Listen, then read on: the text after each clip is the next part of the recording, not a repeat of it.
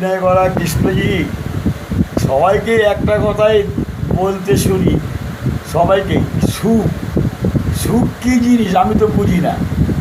বাচ্চাবেলায় তো ওই মানে চিনি ছাড়াও দুধ খাওয়িয়েছে, সটি খাওয়িয়েছে, সাবু খাওয়িয়েছে, তা সুখ কী জিনিস আমি তো বুঝলাম না।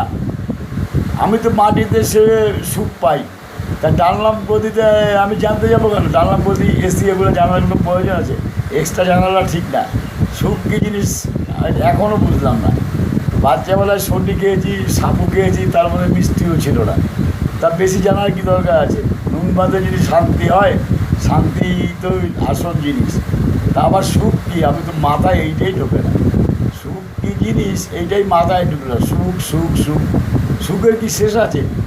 না, ও তো লং টাইম, কোনো শেষ নেই, সীমানা নেই সুখের।